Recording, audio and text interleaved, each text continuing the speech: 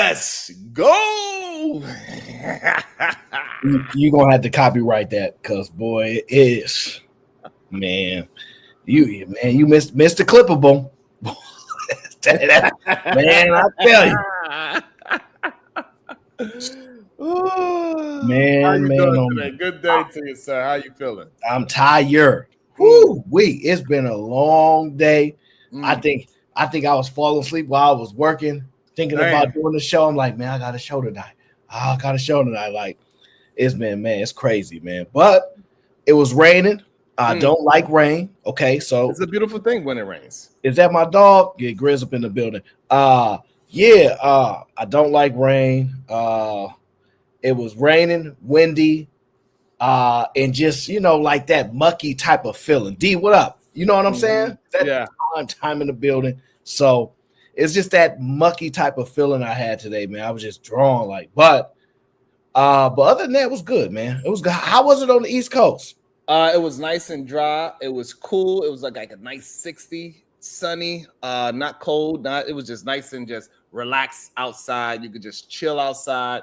Beautiful weather. The sun was out, not too many clouds, even though I believe sometime either tomorrow or Friday, we're going to get some rain and snow.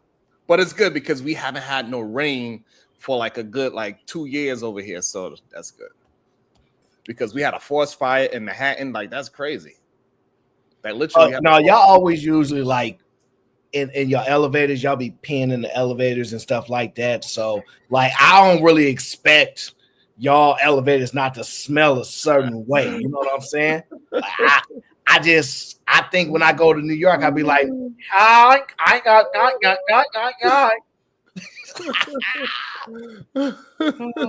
Sway says go live. We can't. We on two different coasts, sir. We barely making this work, sir. You already judging us? You know what I'm saying? These people crazy, man. They don't know. And they need to also share more too. They talking about they like it so much. Let me see y'all put some goddamn shares and likes in the goddamn chat so we know you actually like it. Goddamn, that's the only way we know. You got to show love and support. So this way we're like, oh, that's what you want to talk about. We really can't get no real sports personalities up here. They be scared. You get the guys that come up here and talk I think that LeBron James, he's a really good player. I liked him with the Cavaliers too. I don't like him with the Lakers. They come up here all monotone and, most like, man, scared to give a take. Sports show or not. Scared to give a take. Oh my goodness. They want to be right down the middle of everything. Well, you can't be in the middle. They be disgusting. Make a decision. But it's okay because you know what? It's better to start with fear. It's better for them to start with fear, okay? Because this show is a little bit different. They don't get to do all they whine and complain. Oh, I had to pay for the first day. Is different.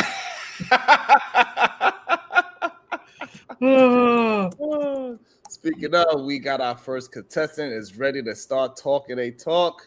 Hold on. You didn't even tell me. You didn't even let me know. Welcome to the show.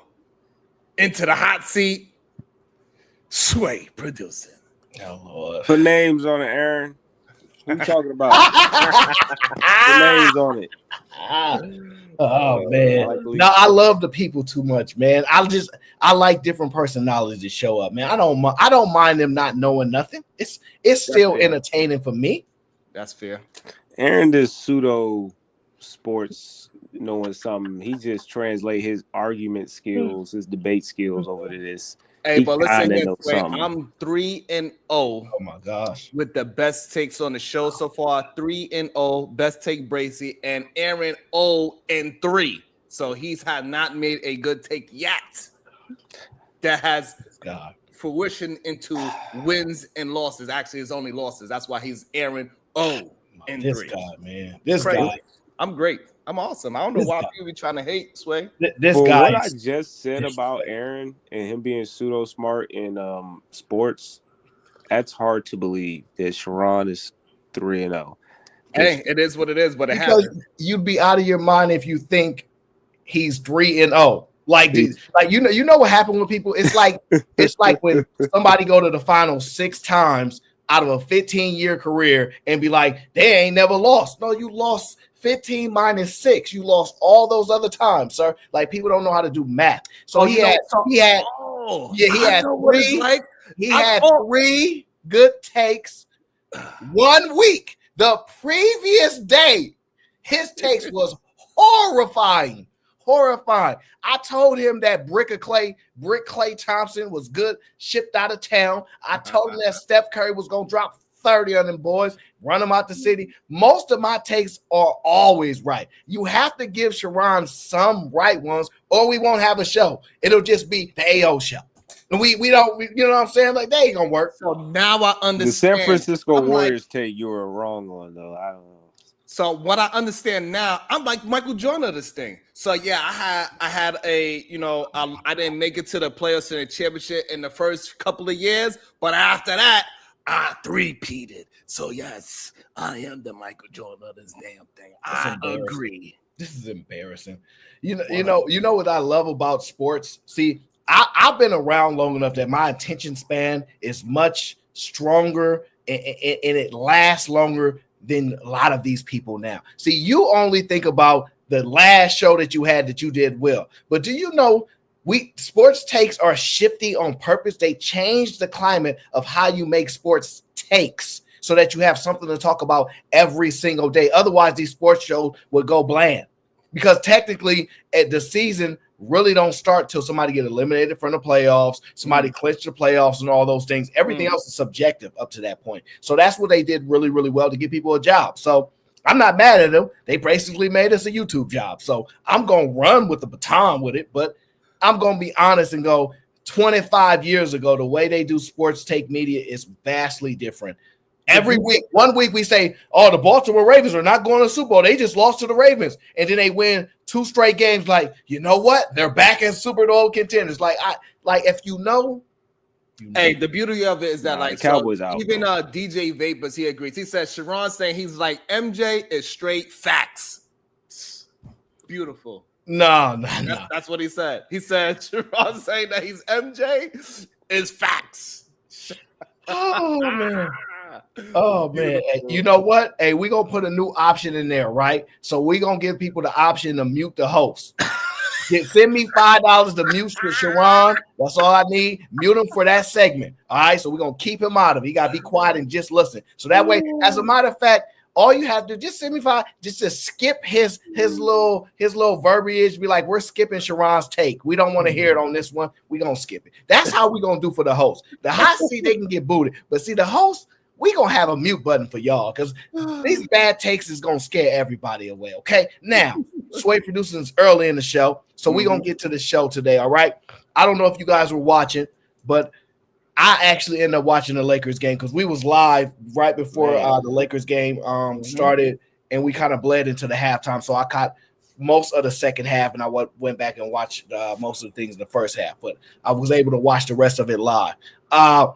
Los Angeles Lakers rookie Dalton Knecht tied an NBA record for rookies with 9 3-pointers. At one point, he hit 4 straight. The boy did it off the dribble, off the catch and shoot. I just thought, man, that boy, he catch fire. It's interesting.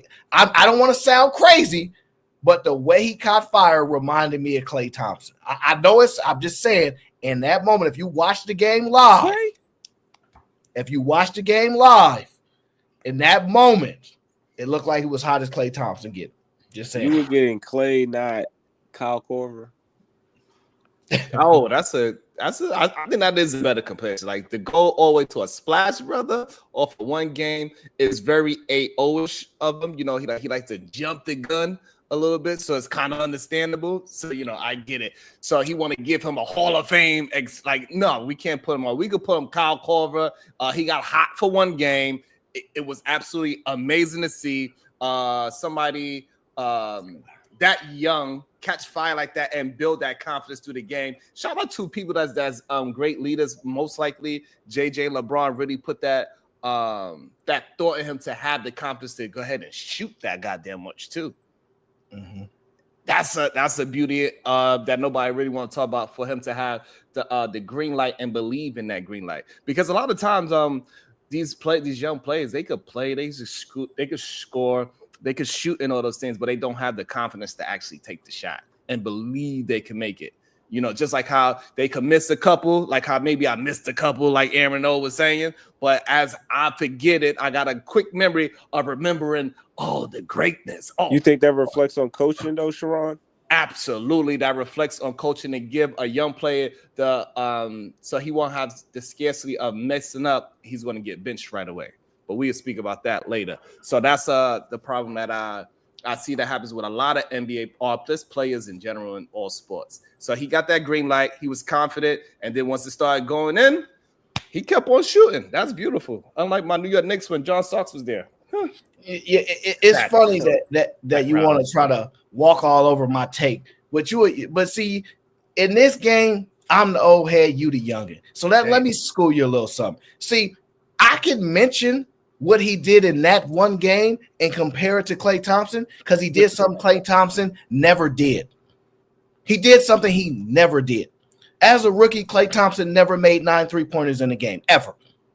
He never made 8 3-pointers in a game as a rookie. So when I make a comparison, I do it with a type of research that I know what I'm talking about. See, you don't be knowing what you're talking about. So I'll make proper comparison knowing that it's actually right to make it. So for his rookie year, in that moment, he was looking hot like Klay Thompson gets hot is more than a fair statement because he did something Klay Thompson has never done and never can do because he can't go back and be a rookie. The kid was on fire.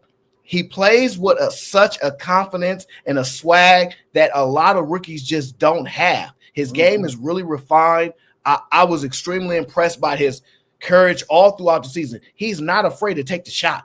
He is not afraid at all. It's one thing to say LeBron has belief in him and all those things. Yeah. It's not that hard to have belief in somebody that can make shots, sir. Usually it's very easy for me to believe in somebody that can actually accomplish the things that I believe that they can do, as opposed to me believing in somebody that they can't do something. So it makes sense. So I thought it was just a phenomenal game. It really blew the top off the building because the game was close. First the Lakers was actually beating them down. Then they closed the gap and he started firing threes. It was just a great night. It was a great night. It's something that we got to witness. I was hoping he was going to break it because they was crying, like they was trying to let him. He missed the next 2 because he basically had made every shot up until that point. Yeah. He missed the next couple. They set it down and all that. But I thought it was a phenomenal excitement, great excitement. And the NBA needed exciting night like that. A record-breaking night. They needed that so it can start to build a storyline going towards, because there's only a few days, so it's Christmas, so we can start building up a storyline, for the NBA Cup as well. Show how great JJ Redick is as a coach. Shows how great LeBron is to believe in a rookie, so he can have the power to shoot the ball. What is your take, Sway Producing? Based off of what you guys said, especially Aaron saying he did something Klay Thompson couldn't have done. Ooh, that's crazy. That makes me believe that he's not necessarily going to be reflective of anybody for the most part. He's going to be his own being in the NBA and the NBA history that other people might be able to reflect on it coming later. But until then, I see reflections of what if JJ Redick was 6'8"? What if JJ Redick was 6'7"? And he, similar athleticism, he just doesn't have to jump as high. And if he has a higher shot point and consistent shooting, I see him shooting at least 43% from the 3. And if he can develop a mid-range and consistent finishing at the rim, I don't see how he couldn't average 22 to 26 points, by the end of his career, just depending on what teams he played for and what roles he's put in. You know what I mean? If he ended up developing to a second, comparable star, that's to see. But right now, I think he's probably capped out at a third piece. You know what I mean? So you're speaking you're speaking to the ceiling. You know, it's ironic. That's actually what my question is. What is his ceiling? And you kind of were breaking down to what you actually see without me bringing that into the segment. You obviously don't know how to run the sports show, so you just actually transition before I present it. That's okay. You're still a little bro, so I'm gonna let that slide. Sharon Bracey, what do you think Westside Connect's ceiling is in this league? I think the ceiling is high because of how we remember them from last year. So nobody expects the Lakers to even be in the running of anything. So if they make it to just even the middle of the brackets and 4th or 5th seed, that's going to be a win for them. It's kind of like how the Buffalo Bills beat Kansas City. That was the Super Bowl for the Buffalo Bills. It's going to be the kind of same for the Los Angeles Lakers. If they continue to just keep on being solid team and they make it around the 4th or 3rd, they won the championship with this old ass man carrying the team by himself, getting triple doubles. Even though Anthony Davis is doing well, he's quietly doing well, which is I think they probably need that he quietly do well, and all the noises around LeBron, and he's racking up enough points, he's racking enough rebounds, and he's quietly being just the main guy of the team, because once teams start getting closer to that playoff time, they start realize that Anthony Davis is the man of the team. Yeah, we talk about Dalton Connect. Stay focused on Dalton Connect, sir. I want to know what you think his ceiling is, sir. So with that being said, so as they change their focus and then they start realizing he is a good player, they're going to have to focus on this man could shoot the ball. I think his percentage is going to go way down because he's not ready for that kind of pressure yet. I don't believe so, unless he show improves. This is the first night that we actually see him really go off, and they start to really hone in that LeBron is not the danger, is this person and that person. We need to watch that person. We shut him down. We force this guy to do more, and that's when we're going to see the real test and the fortitude of this guy. So his ceiling is wide open. He got a drop top right now. Nobody got no seal on him yet. But as soon as people start realizing they got to put the clamps on him, and then that's when we can see how high he can actually go and where his ceiling, and can he break that glass ceiling when they put it on him. So Sway answered the question. He said he believed 21, 26 points as towards the end of his career as he builds up. You don't answer the question. You said you don't know what his ceiling is, okay? So I see it right now. I see him around like he can be an 16 to 20 points per game player. I see him as a number 3 on any team, like Sway said, but I see him occasionally being the number 2. So, like, he's technically by default the 3, but he's going to have many games where he shares as the number 2 piece. I think that his shooting is real. I think that JJ Redick spoke about it a long time ago about how much he believes in his ability to shoot. I believe JJ Redick draws up plays for him. The guy can handle the rock decently. He's not a phenomenal wizard with the ball, but he definitely can dribble enough to be an NBA starter in the league. He can finish at the rim relatively well so early on. He can dunk. He has nice height. He does not so far look like a defensive liability. So all of those things are pushing towards a positive thing. So that's kind of where I see him at, somewhere around 16 to 20 points per game, especially like with this team. If he was to go somewhere else and get an elevated role, I do see an ability to have his points per game increase. I don't see the shift to star though. Like that's a hard one to see, but you never know because this is rookie year, so we got a lot to assess. The way I see it with this Lakers team, the only way they can win a championship is with LeBron averaging 19 to 22 points throughout the season. He needs other 2 guys besides AD averaging 30. AD guy average almost 28 to 32 points a game, just off rip. LeBron, hopefully you keep him around 19 to 23. But other 2 guys got to average between 15 to 18. I'm thinking D'Lo, Rui, Dalton, or Austin. Those 4 guys, pick 2 of them, have to at least average 15 to 18. You could take D'Lo out of that conversation, sir. If he's a 6 man, no, I think he could average. He don't have it, bro. We didn't gave this man 2-3 seasons, and he's not that type of player. He's not the caliber of that player. He don't have the confidence. He don't have the killer drive. He's just not that player. He's not him. I think if he stays on the team, they won't win. I think he either has to ride the bench or they have to move him. He is the biggest reason that's holding them back because he sucks up so much of the money that he takes from them that they could allocate that to another average player and be better than him. He really, really hurts the team a lot. I'm not a fan of his game. I'm not a fan of watching him play on the Lakers. I want him out of there. The other players, that's cool, right? My question to y'all is, do y'all believe what Dalton Knecht has done over the last few games? Should he be thrust into the starting lineup full time? And when Rui comes back, do you think he should be put on the bench? Ooh, that's a great question. I think right now. I think you should start. If Rui comes back, Rui should definitely start. In my opinion, either it's a 3 or 4, it doesn't matter. I think his height, size, and his spacing, he's shooting really well this year.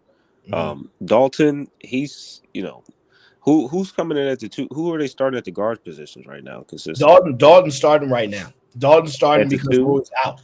At the 2? 2, yeah, the 2, yeah. So who is the? So what you got? Austin, LeBron, Dalton, AD, and who else? Oh, you talking about the starting lineup? Yeah. So it's D'Lo ain't starting. No, D'Lo's. Please, don't get him started. If he never starts again for the rest of my life, sir, I will never be sad again, sir. If he never ever starts. The question is, who would they trade him for? So let me give you the starters, right? So it's Dalton, Reeves, LeBron, Davis, and who else? Who was it? Cam Reddish. Cam Reddish is who they got starting right now. Cam Reddish is starting right now. Ooh. Yeah. I'd take Reddish out and put Rui in and leave Dalton at the 2. But I want to tell you something. Cam Reddish is a really good defender. And I would take really Dalton out, and put Cam at the 2 for now and have Reeves there and then have Dalton come off the bench where there's less defenders, or at least if there's better defenders are tired. That because he still has an athletic gap, and you want to make the best you can and put the guys in at the early, especially if you're trying to conserve LeBron. You don't necessarily want to guard the best defender, and this game ain't necessarily. It's a few bigs, but you already got one big that's probably going to do that job. So you really want guard heavy defenders in a sense, and you want to be able to at least adjust the points differential. You don't necessarily want somebody who can't score at all, where the guy they're giving, like it was weird when they had Vanderbilt or like Reddish guarding like Kyrie, and they were only averaging like 3-4 points, but somehow Kyrie was still putting up like 20 something.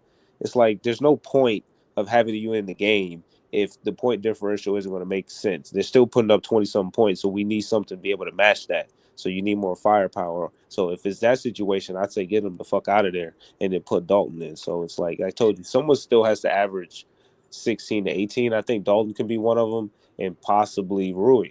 I'm really torn because I think Dalton Knecht needs to start.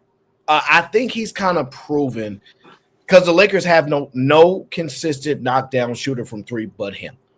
If we're just going to him and Reeves is streaky. Reeves have actually really improved this year. I actually really like his game has evolved, but the Lakers been struggling because they can't find a shooter. That's the one thing that, I mean, that is true. Because if Cam ain't hitting his shots like he was at Duke, then yeah.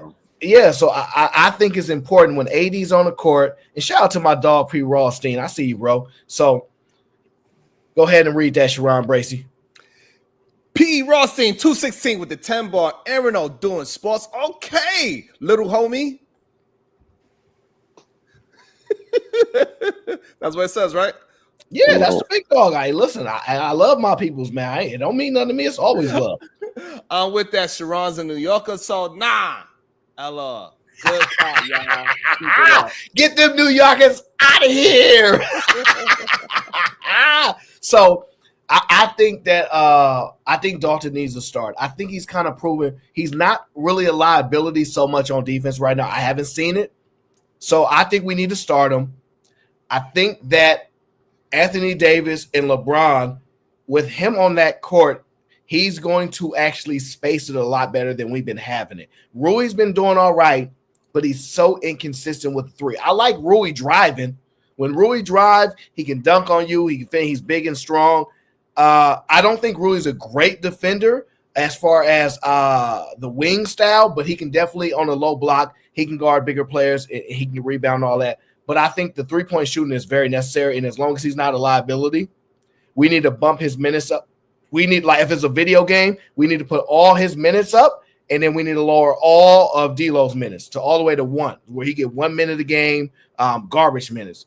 D'Lo is that much of a, I believe, cancer to the team. Bruh. Wow. He not. I let mean, me look I do up D'Lo's understand. stats. I don't need his stats because I'm good with the stats. I know him. The problem is when I see him on the court, he does not read defenses well. He does not know floor spacing. He does not defend well. He does not even have the will to be out there, bro. Watching him out there is annoying. It really annoys and irks my soul watching him out there ruining the games. Like, you know me, I don't really get this way. It ruins my soul. Pete Rothstein know what he's talking about. So who would you trade him for? 216 with the foul ball. Dalton needs to start because the Lakers' only weakness is three-point shooting. And if he continues to shoot like this, then, like Sharon said, the sky's the limit for LA. Oh, Who he's are you trading He's in D'Lo a drop for? top right now. I mean, yes, he is shooting 40s. This is what my only problem. This is why the ceiling is still open, right? That's why it's a drop top right now. So it's here, he's in sunshine. The wind is touching his head. I get that. However, once people start recognizing, oh, he's a 46% shooter from 3, and now he's getting more money because he's only doing 20 minutes right now, averaging 9 points per game. So as of right now, nobody is really paying attention to it. So that's give him the space to shoot the way how he did, especially on the last game. It's like, oh, who is this kid? But once they start to, he becomes a starter and he is constantly hitting this 3 ball, defense is going to start catering to him. No, they're not. And that's what changes to see if somebody can really ball or not. So no, they're not. Exactly why AD is doing very good right now, because people are still paying attention to LeBron, because all of the storyline is about LeBron in his later years doing 4 triple-doubles, so and so. So AD's looking good. And sir, are you trying to tell me? Yes, I'm telling you that. They implement him into the star lineup. People start recognizing him as a threat, a legit threat. His percentage is going to go down. He's going to get fouled a lot. All of a sudden, Draymond Green is going to be ankle locking him like he's in the WWE, and things is going to change. Sway out. So I have to let Sharon change it on. It's on you, man. Embarrassing, man. But I'm not disagreeing that necessarily you shouldn't trade D'Lo. I feel the same way about Luka to an extent, but the only difference is Luka will drop 38-8 or 39-9, and you know what I mean. So it's a little different when you're only shooting 39% from the when field. You damn near average a triple-double last season. I know. Yeah, it's a little bit harder to get rid of. I get it. And he's extremely talented. And he's bigger. Here's the thing: if D'Lo was 6'7" and he was a defensive liability, at the small end, he can get rebounds. You see that, even by default, he just get rebounds for being big. He's not big enough, really, to be he's a combo guard because he's not super small, but he's not big either. He's in the median of there, but he's not balling. And for him to be wide open, he be taking shots, forcing shots over people when he don't have to. I just don't think he's a good fit on the team. I swear, I just don't. What's the guy Quickly or Quincy or whatever, the guy that got traded from Brooklyn to Toronto, the point guard. Emmanuel Quickly. Yeah, if you can get him, because you still need a second guard. That's the thing. I like Quickly's game. Yeah, you still have to trade D'Lo for a point guard because you need a point guard off the bench at the end of the day. So I don't know who you would trade him for or who would want him the way he's playing. So I think you're no, stuck. I agree with that. That's why, man. That's why I'm only talking on me and Sharon's podcast, because I don't want people to scare off and the Lakers not be able to trade him. P. Rothstein in the building says, "I'm from Cleveland. That's what the 216 is." Sharon, I know LeBron. I've seen him every one of his games. He can only win a championship if he has one or two knockdown 3-point shooters. P. Rothstein gonna be mad at me because I said his Cavs is pretenders. Damn. Still love. That's my dog. I love him, but I'm sorry, those Cavs is. I don't see it right now. But you know what? For my guy, P. Rothstein, I'm gonna hold out faith that I will see. Like that spark that I'm like, the know what? Cavs can do it, but only because the Celtics would shoot themselves out of it. But outside of that, No, fair enough. I'm not going to harp on them too much right now, okay? I just believe Dalton Connect, the game really kind of showed his capabilities. I don't think he's going to – I think the shots that he was taking were actually contested, though, Sharon. That's what, when you be like, oh, no. There was a lot of contested shots. 6'7", 6'8", and his point of release is very high. Like I told you, he feels like a JJ Redick that's just 4 to 5 inches taller, and his release point is just like 10 inches higher. So at that point, totally. I get you. I actually like the comparison. The only difference is I think JJ's IQ is higher, and I also think JJ ran off of screens more like a Reggie Miller or a Rip Hamilton. That was more common of his game. I don't really see the way the offense runs that he'll do that, but you never know with JJ running the plays because he caught a couple good check down screens, double screens to get him open for three. So I was impressed by that. He's probably going to pull more no dribble like Clay, like you said, Klay Thompson, or I don't know if he's going to be the catch and shoot, but yeah, probably like 1 or 2 dribble pull ups type deal. You were right on that point, but I don't think he has the athleticism. I also seen a little bit of post work from Klay. Klay's mid range games is solid, and he's way more athletic than Dalton. So that's my only downfall. Like I don't see Klay outside maybe the shooting. No, I was just talking about how he got hot. That's all. I was just talking about how he got hot. You know how Klay can just heat up like that. That was the only reference I was making. Once he finds that form, it's just done. Yeah. Look at Sharon on mute, thinking we can hear him. Damn. I think the Lakers are 7-0 at home, aren't they? Or 6-0? Yeah. P. Rothstein 216 with the 10 ball. He says my Cavs are hurting for kicking everybody's ass. No, my Cavs are the second best team in the East. They went toe-to-toe with Boston. Yes, that's what I told him. He must have watched the show yesterday trying to act like this is a new take for him. And if they don't shoot the lights out, they cannot beat us. Donovan Mitchell is underrated, and he is a normal size NBA star. He ain't too small. That's why I said, man, it would just have to be the Boston shooting themselves out the game. They'd have to pull some Houston Rockets bullshit where they're just not deciding to do twos or layups. It's so the beautiful thing about saying the Houston Rockets, because they started when the Houston Rockets won a championship, you know what was their record? They started 15-0, just like the Cleveland Cavaliers, and this is why the Cavaliers are contenders. And who was the Houston Rockets led by? James Harden, Sam Cassell, the alien. No, they were led by the Dream. Oh, you talking about that one? Oh, that's the one he's making reference to. Oh, damn. He's talking about starting at 15. As a Rockets fan, I'm quite familiar. So the point being is the difference between Hakeem Olajuwon and Donovan Mitchell is beyond night and day. You're talking about a man that plays on both sides of the ball and dominates on both sides of the ball. This is a horrible comparison. Fine. All I'm saying is that it's only been 3 teams to ever start this good, and and 2 of the 3 teams right now are champions. Is all I'm saying. He feels like it's a good starting point. No, I'm done. He feels like a Make-A-Wish. This kid Dalton is D-Wade. great.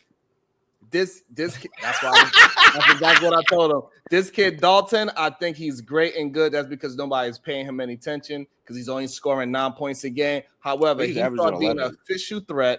Therefore, the defense is going to change their mindset and look at him different. And then that's when we're going to see how much he could actually ball. Everybody could ball when they are not the lead guy. When the defense is not in film, like, hey, this is what he do. The problem is from this part. Oh, he has a tendency to do one dribble. The problem is he's have a tendency to go across the screen like this. Oh, his tendency is to do this. That's when we know if he's a star. The problem is the reference that you're making is of a situation that will never occur. He doesn't have to be the man. He ain't on no team that he has to be the man. And any team that he go to, he don't have to be the man. So like you creating a scenario that don't have to exist. His real life is I play with a star or two and I'm gonna get shots. And that ain't never got to change. It's people that's made 15-year careers just doing that, sir. Danny Green. So, bro, me and you can name people all day, but I don't want to get caught up. So here's the thing. So if Bronny James was doing the same exact thing, they were like, he trash. What I'm saying is that he don't have a name yet. He doesn't have a name. So him averaging 9 points a game is all good. Nobody cares. He's averaging 11.3, shooting 52 from the field. Okay, he just dropped 30. He just dropped 37. Big deal. I don't think anybody would say, "Oh, that ain't shit." Yeah, see, my boy P. Rothstein, he clearly knows basketball because he keeps it a bean. He says the dream affects the game in every aspect: footwork, download, like, oh my God, it's no comparison between him and Donovan. I like Mitchell, but I'm gonna keep it a buck. Yeah, because that's what you've been doing since I've known you in the space. Not like Sharon. He gonna come up there and big up Donovan Mitchell just because he want to be one of these contrarians, you know what I mean? But we're not having it today, okay? All right, so I want to move on to my next segment. Did you end up catching the end of the Hornets game? Whew. That was a very yes. I don't know if you end up catching the end of the Hornets game, but it's been reported that the coach has spoken to the reasons why he benched his star player, his all-star point guard, and part of the Ball family reality TV star in the waning minutes of the game. Okay. What do you think about coaches benching their star players in clutch time, which is the last 5+ minutes of the game, basically? So I think it would have been an excellent move for the fact that he was playing horrible. He was taking wild shots. He didn't care. He was acting like how he's supposed to act, like he was a starter team, but he was playing bad. Kind of like how Josh Starks played when he broke my heart and the coach didn't do nothing about it and take him out because he was shooting horribly. I think just like that situation, it happened again because if they would have had won the game, it would have been their greatest coaching decision. But since you took out your star, embarrassed him in front of the whole NBA league, and y'all still lost the game, it shows that you have bad coaching skills. Because if y'all would have won, then all's forgiven. But now you gotta go. Hopefully, all you gotta do is this: go to your player and say, "Hey, superstar, my bad. You was looking bad. I didn't put no trust in you. I should have put my trust in you that in the last 3 minutes of the game, you was going to get it together and put us where we need to go, because that's what we pay you for. That's why you the superstar of the team. It doesn't matter what happened in the first 3 quarters. It only matters when it comes down to crunch time. I want the ball in your hand because you are our best option to turn this game around, even with 3 minutes to go. That's what he should have did as a coach, especially since they lost. Okay, so and that kid, he was playing lights out too. It's just that they lost. So this is what I believe. I believe that you got to be the right coach to be able to make that decision. You got to be a Hall of Fame coach. You have to be a coach with an impeccable background for you to pull your star player in clutch moments. And the reason why I say that is because he's not a great defender. Let's just be honest. Most of these young players coming to the league are not good defenders. But the problem is, like you said, if you don't win the game, then your decision looks horrible. I mean, LaMelo wasn't playing very well. That's fine. Do you remember the Cavaliers' loss? Do you remember what their point guard was doing? Greatness. Yeah. So the Cavaliers lost to the Boston Celtics, and their point guard shot 3 for 21, 0 for 6 from the 3-point line. Ooh. So 3 for 21 was Darius Garland, and he played. They didn't bench him. Damn. They didn't sit him on the bench. That's a great point. They let him play. So when you see a team that's 15-0, 14-0, and their best players is on the team, and they don't sit down because they're having a bad shooting night. Right. When you bench your star player in that moment, and you don't win the game, then it don't look good. I do believe LaMelo Ball, his game is offensively, it's a solid game. I don't think he's super efficient, but a lot of these guards aren't that these days. But I don't think you can bench him in that moment. It's not like y'all have championship pedigree and y'all determined to win. So I think he does not have the background to make that decision. It can make his player unhappy. You better have a good relationship with him in order to survive that. Because let's be honest, didn't he get the rookie max or something like that? I think, or they gave him the max contract. So he gonna stay and you gonna go. If it was Greg Popovich, I can understand it, because then we could say Pop's been in a situation before. He can teach the young and we understand he sees the bigger picture. But this coach, who is this coach? I don't know him. Who is this? Who is this man, Harpo? So I thought it was a bad long-term decision for a split of the moment. And let me give you the reason why, okay? Because they have the I pulled up the statement that the coach gave to why he set him down. Okay, let me pull it up. Give me one. While you do that, let me address this. P. Rossing 216 with the 10 odds. Great move by the coach. He's going to get fired anyway. Damn. So why not coach the way you really would coach? LaMelo is great, but he's selfish, arrogant, and very unprofessional at best. But he is talented.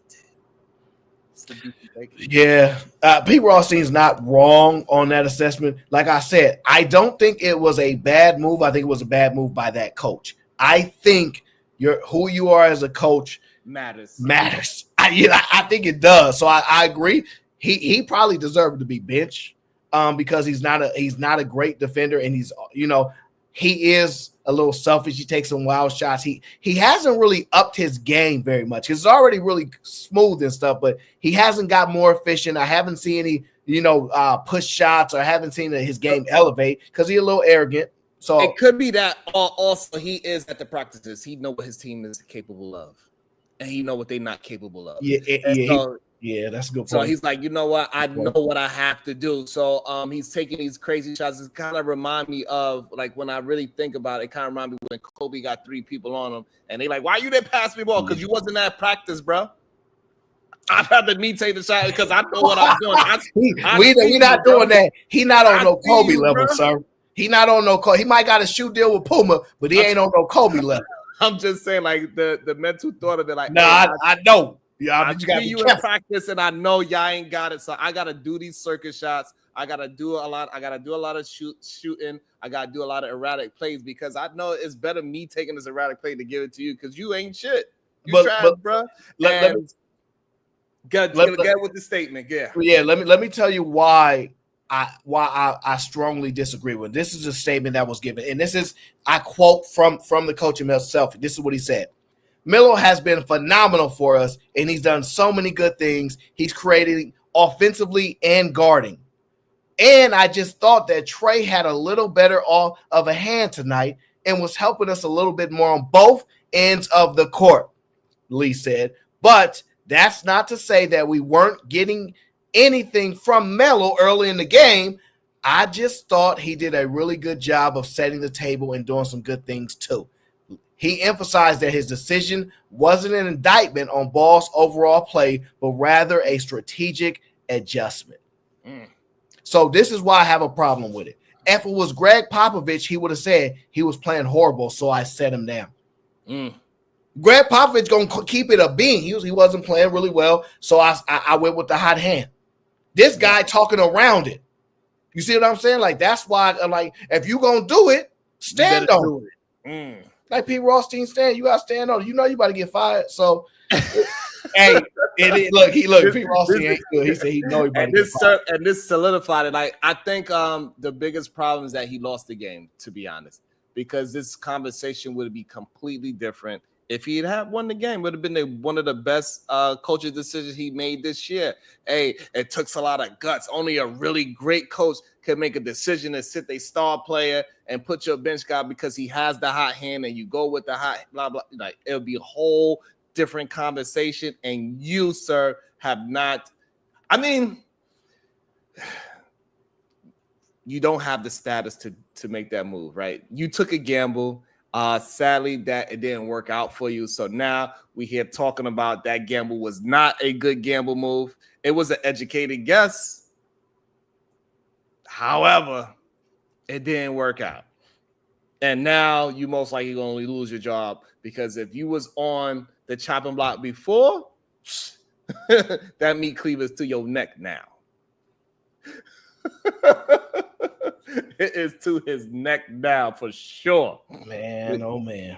I never heard of this coach like that. So to see him trying to pull these power moves, they don't realize the powers that players have these days. So, I mean, hey, look, LeVar Ball quiet. He lucky, because if LeVar Ball was at the game, he over there. You see what happened? Coach went and benched my son. I should be coaching this game. I know how to coach Melo better. He don't want to play for him because his coach don't know what he doing. Whew. My son know how to play basketball. He been know how to play basketball since he was 1 year old. I've been taught him how to play basketball because I know basketball. I played in college. So he lucky that man ain't talking right now. And and if he started talking, he would be on every channel talking, because they love when he start talking like that. So he lucky LeVar's quiet, because he really be fired at that, because then everybody be talking about it as a hot take for sure that he's supposed to be fired. So he lucky LeVar is keeping quiet. Maybe he likes him on the low. Or maybe LaMelo said, hey, it's all right. He made one mistake. He ain't going to do it again, because I got him. Because at the same time, maybe now LaMelo's, I'm like, I don't think you want to make that decision, coach, because you know what happened last time. I think you should just give me the ball. So maybe now LaMelo's like, hey, we're going to give him one more shot, because now I got him in the headlock now, and I ain't letting him go this time. All those arguments that we had in practice, I got you in the headlock now. Because your decision, it cost us the game. I could have won the game. He said he's going to always have that argument. I could have won the game, coach. I know I was playing a little bit bad. I wasn't shooting too well in the second half, but in these last 3 minutes, that's when I shine. That's when it matters the most. I would have drew some fouls. I would have caused a ruckus. So it's just, hey, he took a gamble with his job. And it just didn't work out. Sad to say. Bad decision. Only in hindsight. Great decision within the game. In hindsight, now that we can see it all unfold. Yeah, I mean, it is what it is. All right, let's move to the next subject. Are you familiar with women's college basketball? What? All right. I don't know if you watch it, but there's a coach. Okay, there's a coach. He's been in that league for a long time. He's had a lot of success. He's going on to put a lot of players into the professional league. His name is Geno Auriemma. Okay, he officially became the all-time winningest coach. With, I think it was 1,200 wins. How many wins was it? Damn. It was like 1,200, 15, 16, 17, 1,217 wins is he has. He officially holds the record now, sir. It's the most wins by a coach, okay? He has the most, okay? More than Duke. Damn. He got the most wins ever. I want to ask you, do you believe that he is the greatest coach in college basketball history? In women's college, yes. Right? Because are we talking about women's college? We are, but I mean, are you distinguishing like that the women's league and the man's league? So you separate the two. So like when absolutely got to separate the two, because the competition is much deeper on the men's side. Even BS colleges sometimes make it to the Sweet 16 and surprise you as a Cinderella story, because they just got so much talent and heart, and their heart is out playing their school. So majority of the teams in the women's college basketball team is only about 2 teams that's going to do well and continuously do well. I mean, like, it just is what it is. As we was watching, and I played the young lady scoring 41 points. She's like, yeah, that's cool, but she ain't playing against nobody because it's just not that deep of college female basketball players that could play well on both sides of the court and be competitive. It's just not enough of them. It's still developing, just like even the WNBA is still developing. They still didn't get to they height of everybody is really athletic and skilled at all the positions. They ain't there yet. They probably got another 10 years. So is it a great accomplishment in women's college basketball? Absolutely.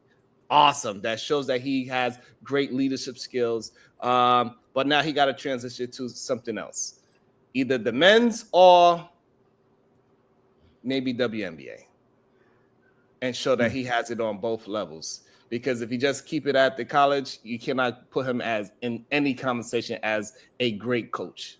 Just can't. It's a little bit below minor leagues.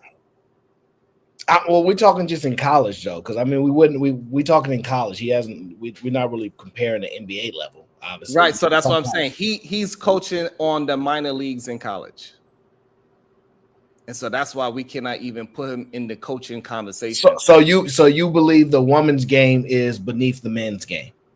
Absolutely, in competition wise, yes.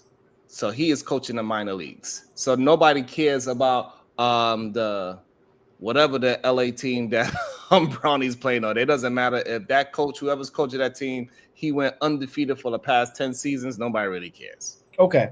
All right. Well, that's fair to say. We don't really have any cross comparison to make. So I guess a separation of positioning makes sense. So you find him to be the greatest women's basketball coach in college. Correct. And that's all he's going to get. So I find him to be the greatest basketball coach of women's basketball, college or pros. I think that what they do on the college level is dang near identical to what they do on the WNBA. I don't think there's real separation. I believe in the NBA, there is real separation. So the guys that come in from college and go to the NBA, it's light years difference of just how great these players are. The WNBA players, when they come from college, they always stay three to 4 years. They never leave early. So they have a very refined game when they go to the pros. Yes, it's somewhat of a learning curve, but it's not that deep. If you're great in college basketball, you damn near going to be great in the NBA. The WNBA. You pretty much we've been watching it happen year over year. So I consider him, he would be the best coach wherever he was at when it's dealing with women's basketball. That's a hot take in my opinion. I don't believe there's anybody better. I believe now, as far as what he means to basketball when it comes to the women's basketball, he's the most pivotal coach ever. Absolutely. I could agree with that part. Like the domination that he put out there, mind blowing. Who wants to live in Connecticut? like it's a tri-state for a reason. Come on now. Well, Brown. What did Mike Tyson say about Brownsville, New York? So, he says I got knocked out by. Never mind. So the point being is this. I listen. We would watch his games and they would win by 50. Yeah, they would be. You know what I mean? Like the biggest margins of victory ever. And not only that, he won every year. Yeah, I swear, like 10 years. It was so bad. Yeah, they like, oh yeah, UConn is, man. Look, after UConn won the championship, the very next day they was preseason ranked number 1. Yeah, like that's how much dominance he had for so many years. But that's just one aspect. He put it on the map. See, when you're that dominant, I like that. When nobody was really watching women's basketball, we was watching them though. We was like, you know what? It's something about him and how he coached those girls and they respond to him. He got something going on. So he's a phenomenal recruiter. He was always getting the elite talent. You know what I'm saying? Like, he got everybody. Come to my school. Like, it's just and this was before it got all like hyped up like it is now, because I used to watch it a lot, right? Because I was a Pat Summitt fan, huge Pat Summitt fan. So, the Lady Vols, all that. Because I was a sports junkie back then. I'm not so much no more, but I was back then. I could tell. Yeah, it was bad. Because so I got better takes than you, so it's kind of you've been on a decline. So you're a funny man. Okay, yeah. You know what? They funny out of Brownsville, New York. So the point being is this, okay? I'm in awe about what he was able to accomplish. I agree with that. He's special what he meant to the development of basketball for the ladies. They revere him, and it's often hard to be a man running a female league when they technically say things like, we need to have our own league, we need to have our own control. For real though, that's why a lot of the girls, they go to South Carolina with the Staley. Staley runs her program out there. So That's why a lot of the talent starts shifting away, because the popularity got increased. And they're like, so it's just interesting. I watch how he went over the many, many years of just orchestrating. And I'm glad they started to branch out too, because it made it more competitive. I have no problem with it. I have no problem with the elevation of it. It's just, he's done so much for them when nobody cared. When nobody wanted to watch. Until they started being 50-0 and 10-0 and winning by 50. They're like, what is going on over here? And then people started to watch and to show the excellence of skills, right? He has players that got 4 rings. They won every single year they was in college. Think about that. Every single year they was in college, they got a ring for 1 Mississippi, 2 Mississippi, 3. They got a ring. Like, bro, that's crazy to think about that. You know what I'm saying? Like, and he did it in the modern era. Like, you got to understand, there was a guy at UCLA. There was a guy at UCLA that's considered one of the greatest coaches in history, especially in college basketball. That's why they call it the Wooden Award, where they was just winning all the time. Okay, but to watch what he's done for the women's program, I hope that they don't forget just how important he was. He meant so much, and he still means so much, and he's still going. So I just want to give him his flowers. Fair. Very proud of what he's done. He's the best minor league coach, though. He still is that, though. I don't consider him that, because I don't undermine the work that women do in our country to celebrate and the sports league. But since you want to let the women know that they beneath the men, I have no problem with you doing so. This is part of your good takes, they say. But it's just amazing to see what he's done. Whatever man said, he's Nick Saban for sure, no doubt. He's greater than Nick Saban. Ooh, he's greater than Nick Saban. Nick Saban has not done what he's done in women's college basketball, and it ain't even close. But I look. Shout out to Nick though, because Nick got Alabama popping, and nobody want to live in Alabama.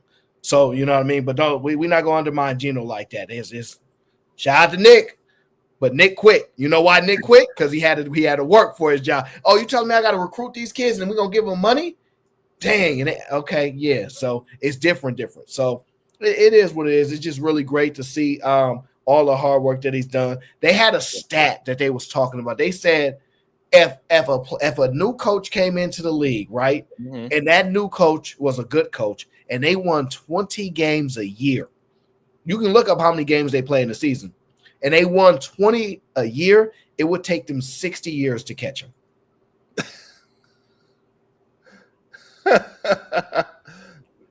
60 years, sir. So you got to start coaching at age 20 and retire at 80 to catch him. Right. That's sick. Special. That's sick. But he's still the greatest minor league coach of all time. So disrespectful. All right, let's get into this Unrivaled league. Are you familiar with the Unrivaled league, WNBA?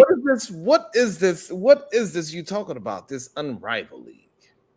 What is I sent you the video for it. I ain't look at that. I was like, man, I don't want to see Aaron 0-3 bad takes that he's sending me, because I'm the best take that there is. So how I'm gonna look at that? You're embarrassing. So Unrivaled League is the league that they talk about after the WNBA finals this year. So Napheesa Collier and Breanna Stewart, they basically co-founded it together, and it's basically a competition for the women in the States to not have to go overseas. I mean, play the dang video I sent you before I block you. So, it kind of I understand it, right? It sounds like a good deal. I can admit that. Weird. Okay, hold on. The league is a little bit different. Let me tell you, the league is a 3-on-3 league. I don't know what the obsession with 3-on-3 is, though. Because it's new into the what you call it? It's new in the goddamn Olympics. It's getting a lot of traction. It's highly competitive. It's awesome. It's great to look at. It's easier, smaller court. It's just very competitive and entertaining. It is. Okay, let's go see what they are saying. It's changing. My first few years in the league, obviously you've been overseas, but I was in China, then I was in Russia, then I was in Turkey. And what it used to be as a women's basketball player was you play a year, 5 months in the WNBA, then you play the next 7 overseas. And it's almost like a blackout because people see you at home for those 5 months and then they don't know what you're doing. They know you and they know me. But then there's going to be a player that is going to be like, wow, this person is really cool. And I want to know more about them on and off the court. And we can help everybody build their brands in that way. The game is. So basically what she's explaining is that they developed this league because these women have to go overseas to make ends meet, right? And so they're creating this league so it can be owned by women. This is one of the purpose for it. So it can be a league owned by women, ran by women. And to give an alternative to women playing overseas and to help build their brands. I understand it. I think they definitely need something because they're not generating enough money to play the players, right? This is the reason why Angel Reese got to have her podcast because she said 100,000 is not enough to do her hair for the year and her eyelashes. She spent 100,000 on hair and makeup and eyelashes. Right, so that's why she got to do the podcast and do the swimsuit and do the music videos and go ahead and drop it like it's hot for whoever's willing to pay.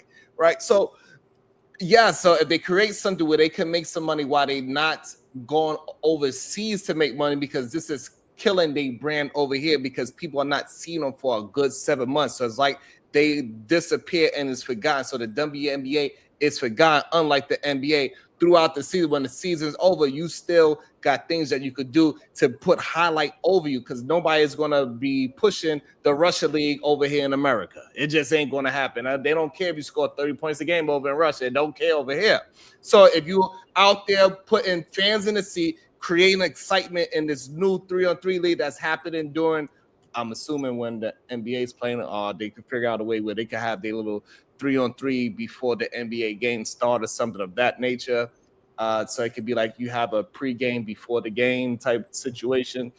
Yes, it would build up a brand and it keeps their names out there in the basketball streets is what well, here's the key thing to know. There's been a lot of rumblings. Draymond Green kind of went viral for it because they were talking about how women don't get no support for the league, right? And Draymond went off like, the men are some of the biggest supporters of the league. They was mad because the players was throwing money at the club. You remember we was talking about Diamond from the Players Club last night. So the players throw money at the club. They was like, dang, you could get y'all make as much money as the whole league. You could just give us that money.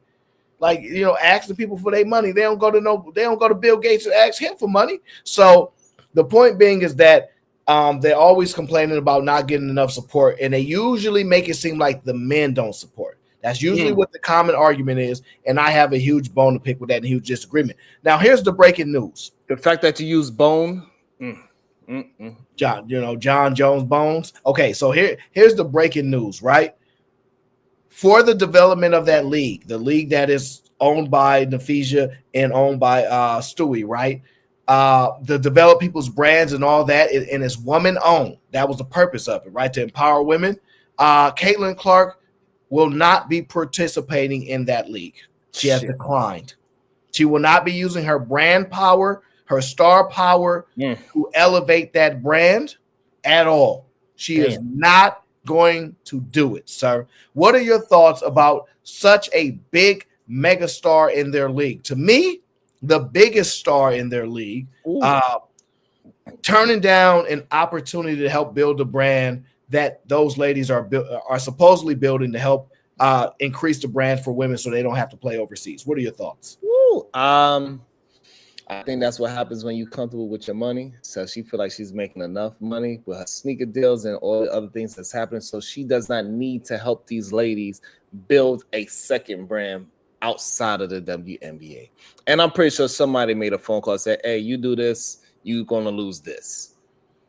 Because they got an uphill battle. I think somebody made the phone call. And I feel sorry for the ladies. However, that's how business goes. When you start trying to put your nose into the business aspect of things, it gets a little dirtier. It gets a little different. And they need Caitlin to move that league in a quick direction. That's the issue that they need. And with her declining it, and she has so much excitement and so much, and this is what Stewie was talking about. She could still continuously build her brand that she wants. She was at a Indiana game. It was photos and photo ops with her talking to Halliburton, and so she was still able to build her brand. This is what Stewie is talking about, that they are not getting the visibility on the off season, but somehow Caitlin's skill level, she's able to get visibility on the off season. And they need her, and without her, it is going to be a very difficult up climb. And they're going to have to market. Sad to say, they got to market that league to men. Men are the biggest sports supporters. We don't care what it is. Men watch frisbee golf, for God's sake.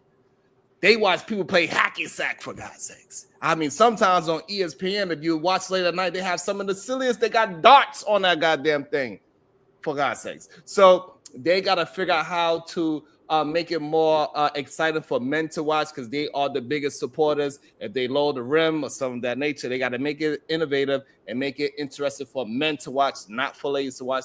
Ladies do not care about sports enough. Yeah, you said a lot there. I think that it's just another failure on the women not to be able to secure their talent and build brand up themselves, and another excuse to blame it on the men, which they're going to ultimately do and say we don't get enough support. When it's their own women of their own star power that are not willing to participate in the uplifting of their so-called building of brands. I do believe there may have been a phone call say, hey, we got a lot of money behind you in this league. We ain't really got time for you building these other brands and all this other stuff. I believe it's a possibility, but I don't think that could stop her. I think she's smart enough to go, you're not about to put no limits on me.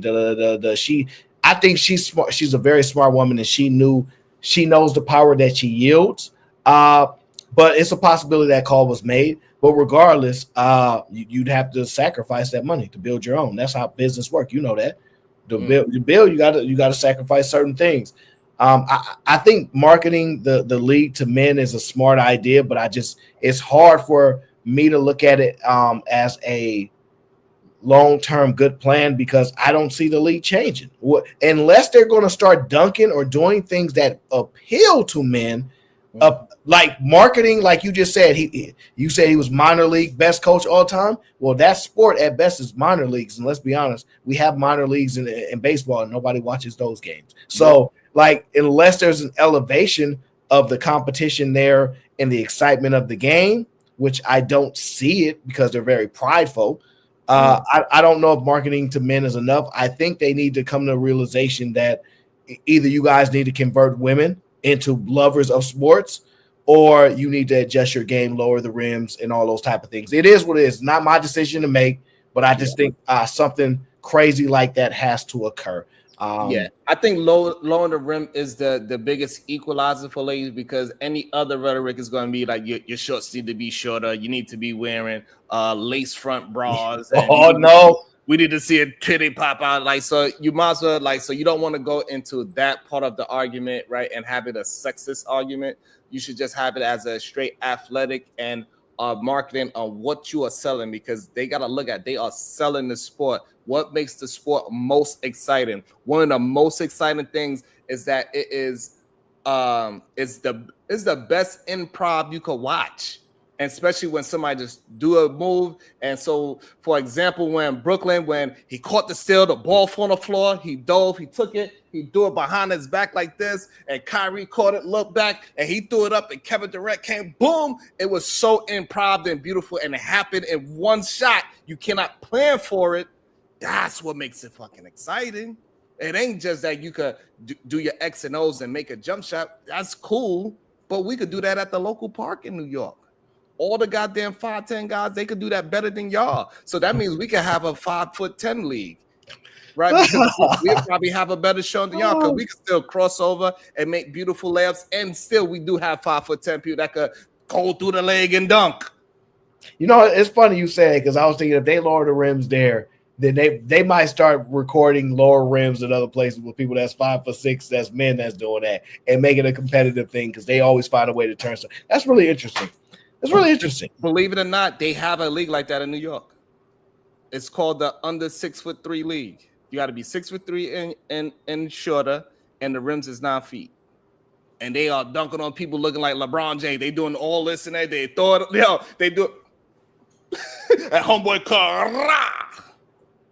So like they have that league. They trying to build it, but it's very small. Nobody's going to take it that serious. But if it was on the scale that they already have the platform already, people want to see the ladies play. But that dunking, that improv dunk is important. You are selling excitement. Sell it.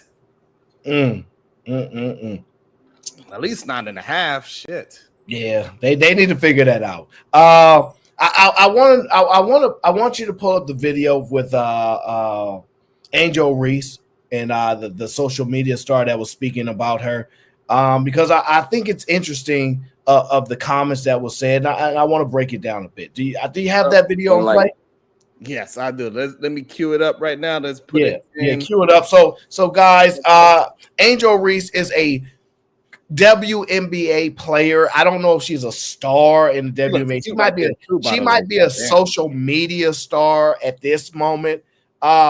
She has recently become known for saying, the internet broke up my relationships and all these things. Okay, so Funny Marco, he brought up a reason why he believes she's struggling as a celebrity / athlete when it comes to relationships. Go ahead and play the video, sir. And so you know what I find interesting that we bringing this up, like she is finding ways to get her brand out there in the media without it being about basketball. This is something that Stewie is talking about. And before we go in, Carl Anderson with the foul. Caitlin's value to the WNBA is so significant that the risk reward for joining a new league isn't priority. She'll consider it later if it survives. Hey, then he said it won't survive. Shout out to Carl Anderson.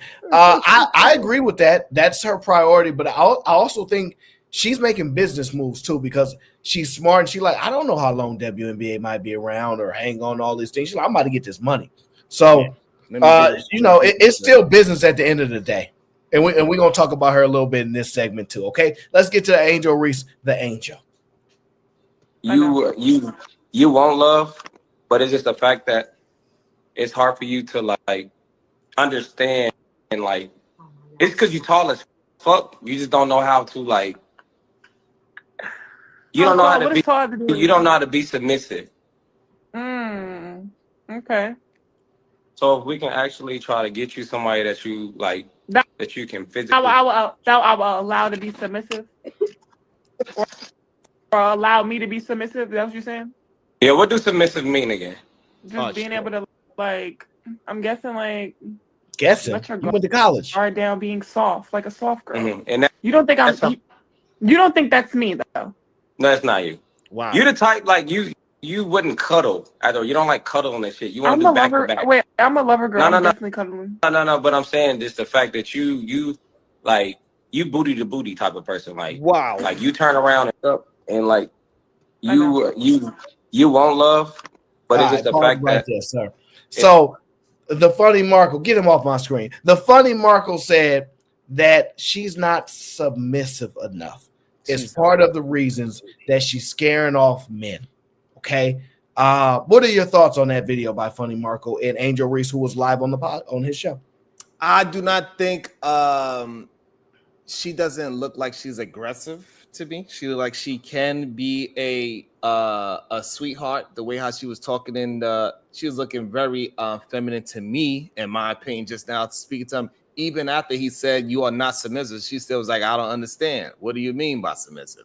And And she also said, no, I do like to cuddle. So she might do like to cuddle. But everybody, when we go to sleep and you've been with somebody long, yeah, you might start off with you under my arm, but my goddamn, my arm fell asleep. So you better roll off of me. And now we're going to be booty to booty. Fine. That's what it is. Once you sleep, nobody really cares at that point. You might go to sleep cuddling, but you're going to turn over at some point, go to the bathroom, whatever it is. She doesn't seem to me as aggressive. I think her style play on the court seems very aggressive, how it's supposed to be. She's the big man on the court. So I think people are relating to her actions on the court to how she relates in the real world. And even when I seen a couple of clips of her own podcast, she seemed very soft-spoken and laughable and agreeable. She'd be chilling. So just because she's tall, I don't know how tall she is, but that doesn't mean that she is. She's taller than you. Damn.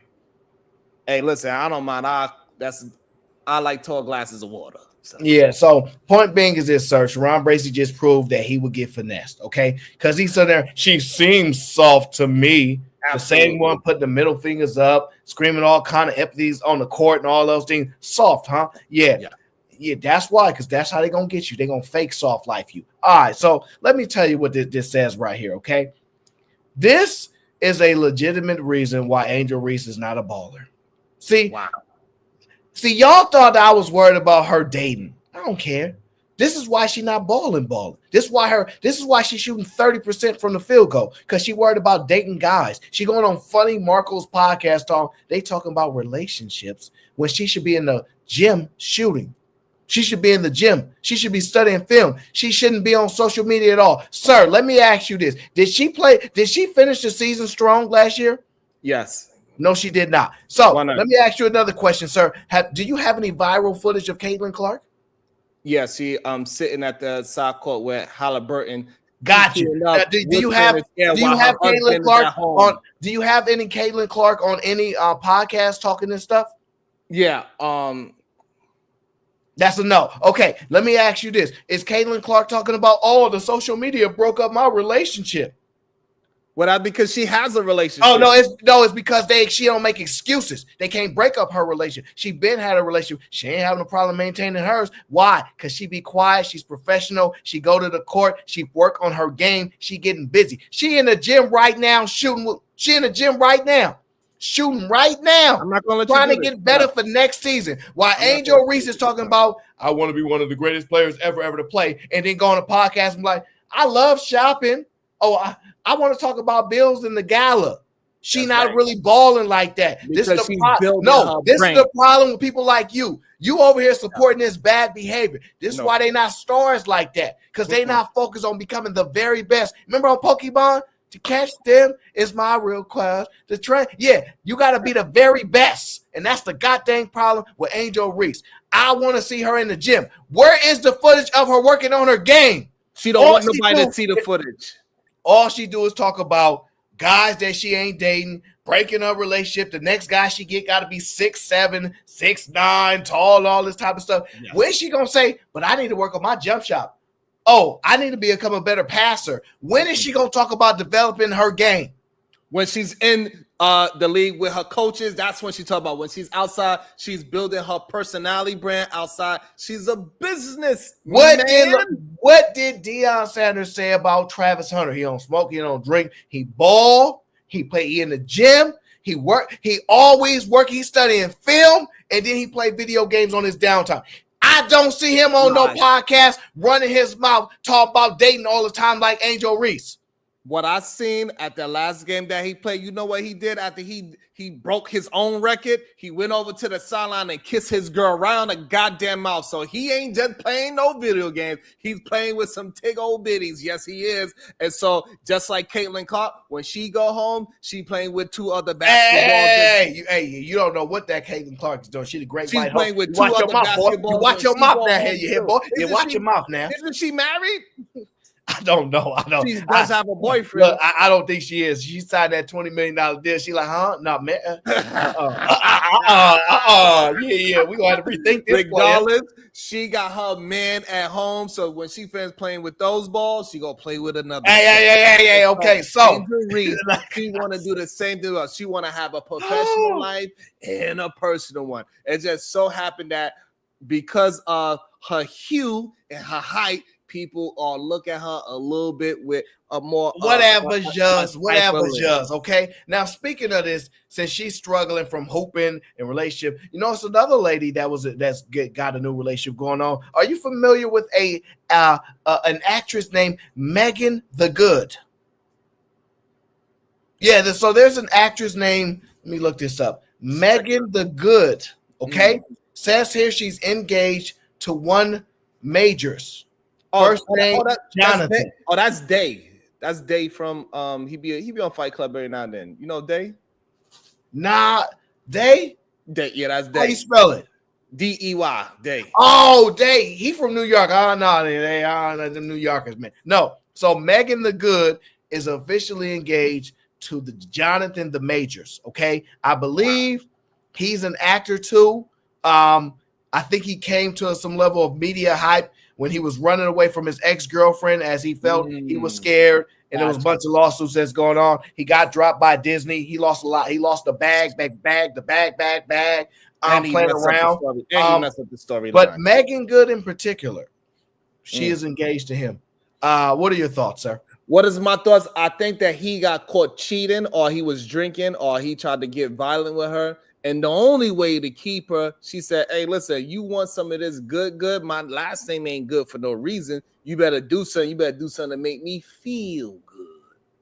And so the only way he can make her feel good is by put a ring on it so she could show to the world that this man, he left a white girl to be with a black girl. Because, it's always the other way. You get on top and then you're going to leave me for a white girl. No, he did it the opposite way. He said, I'm going to leave the white girl and get me with a black woman. I need my Coretta Scott King because I am black excellence, and I need my black excellent queen by next to me. I need to be kissing you on the face the same way how Denzel kissed his wife on the list when people accusing me of being fruity balooty. Yeah. So therefore, Miss Good, can you make me look good again? Because with you by my side. Oh, this is embarrassing. So this is embarrassing. Not every great man is a good woman. That's I think they made that saying for her. Beside every great man is a good woman. And that's how he. This is embarrassing, sir. So I'm going to just tell y'all my thoughts on this. I believe Megan the Good was married prior to this to was he a pastor? Oh, yes, he was. And an actor, yes.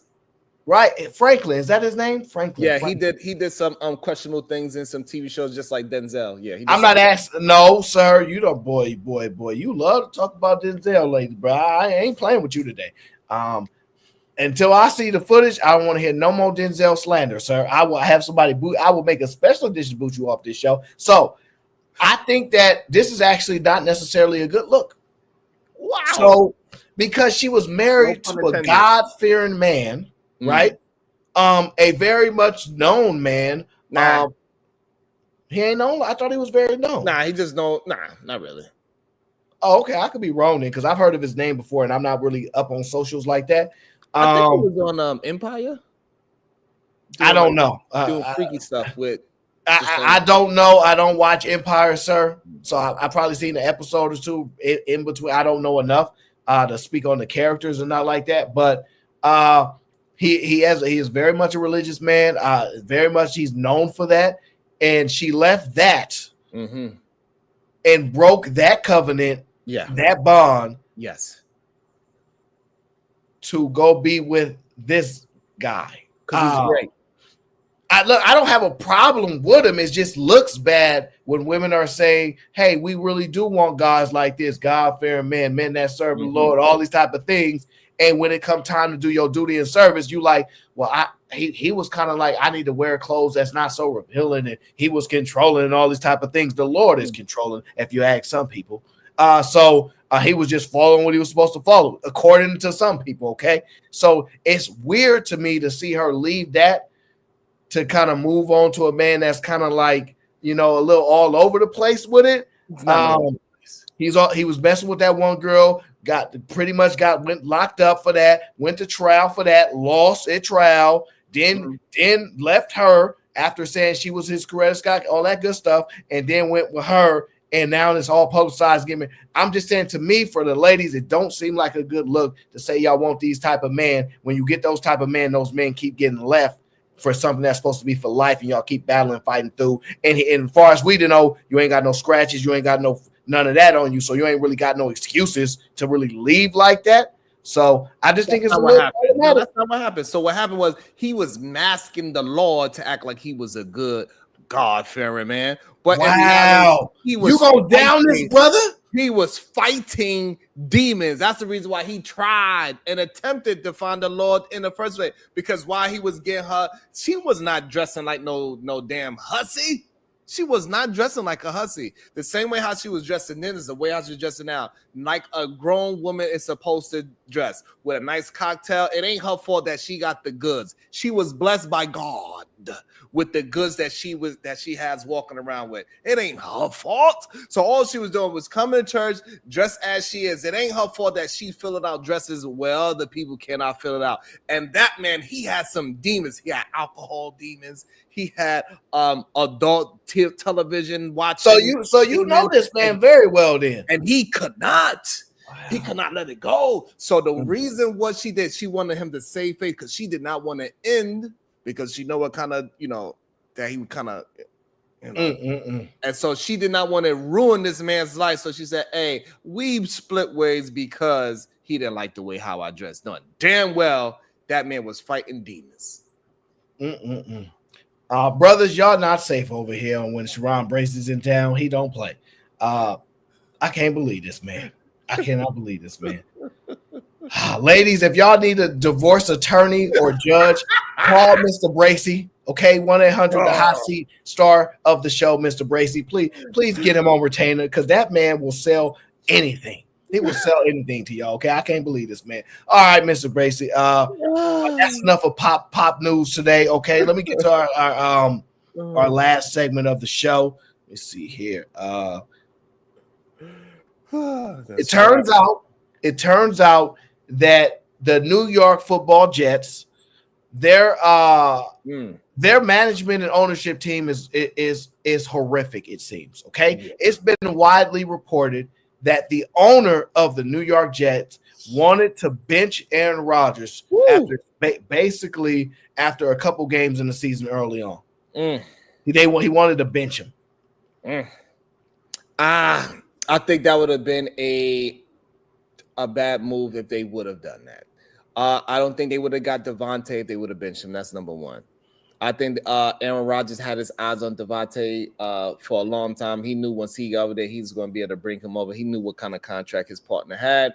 And if they would have benched him, Devontae would have never been there. I think we are too quick and to have a judgment on Aaron Rodgers, because this is his first year playing with the team for real.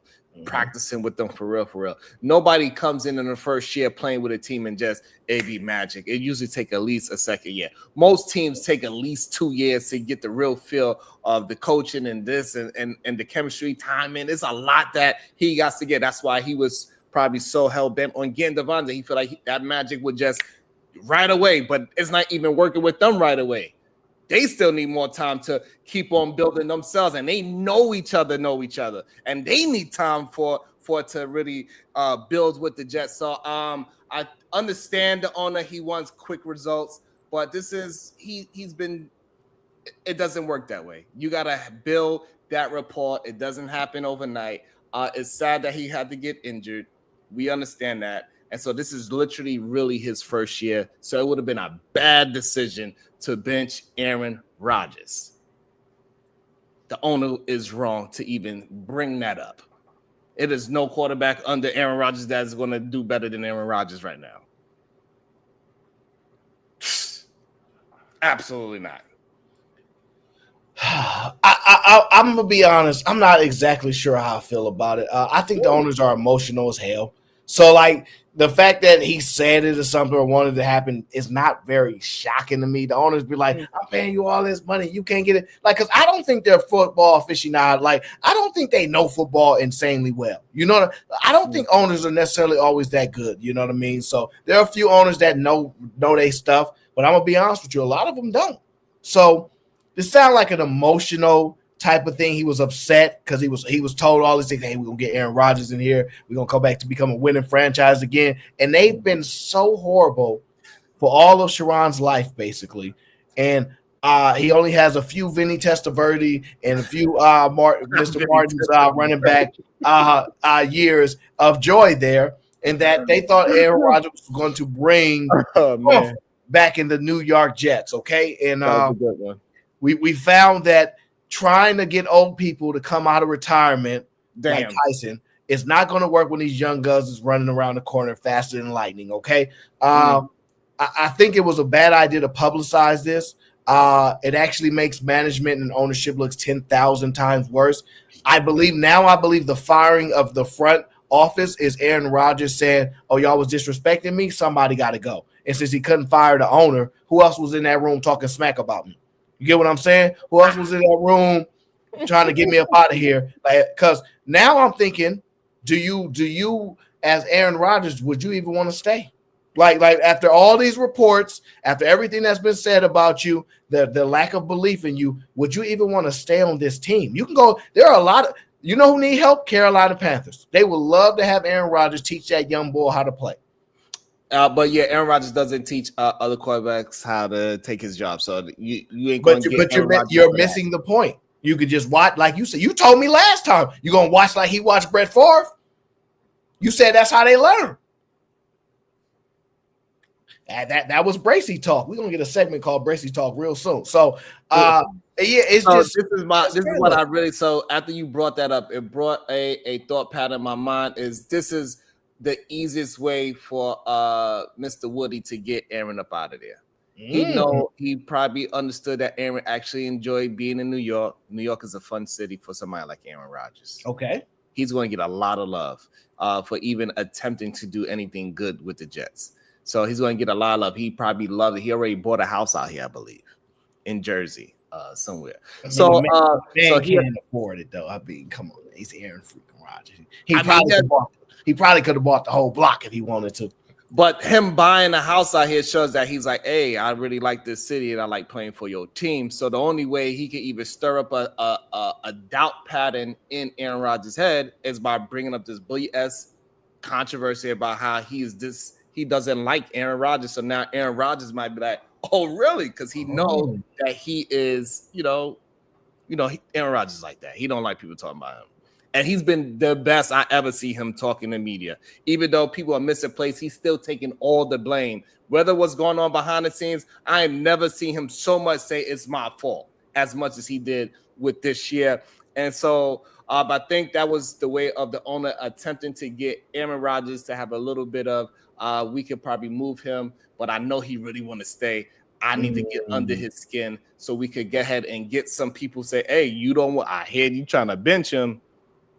Now you get Carolina saying, I'm going to give you a pick or two and this, that, so now you get people to talk to you to move this big piece because he is a major media piece, at least. Maybe not on the field anymore, but media-wise, you're going to bring attention to the city. Aaron Rodgers is that, even to a small city. He's going to bring a lot of attention. He's going to bring fans.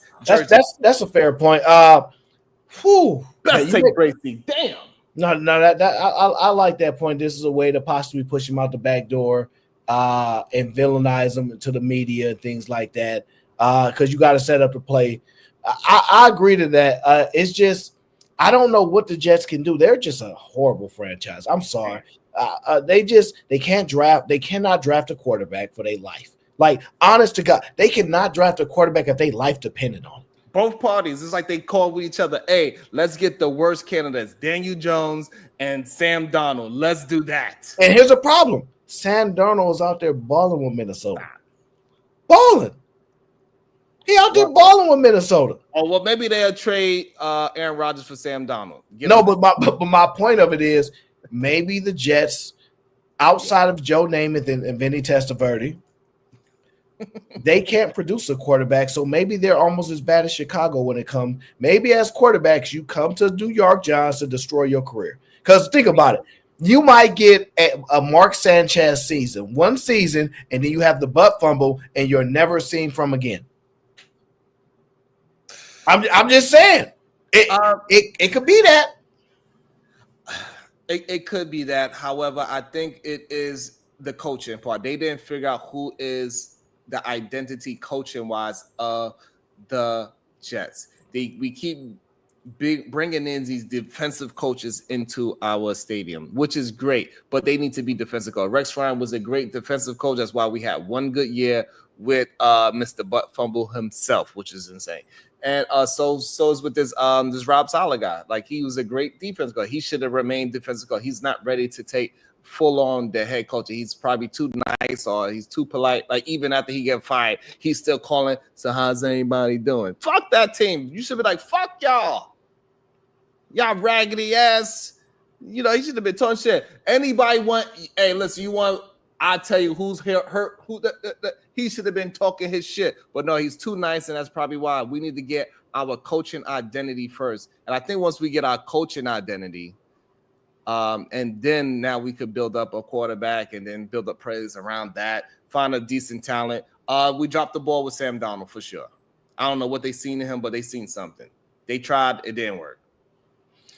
Okay. The GM, they got rid of him because clearly they blamed him for bringing in Sam Darnold, clearly, and Aaron Rodgers. They blame him for both of them, even though he drafted everybody else pretty decent. Sauce Gardner. Hey, shout out to our chat gang. LaDroy said they drafted Geno Smith, and he's playing pretty well in Seattle now. Yeah, so I think they're probably agreeing with my assessment. If you're a quarterback there, you go there to destroy your career. You're just like the new Chicago.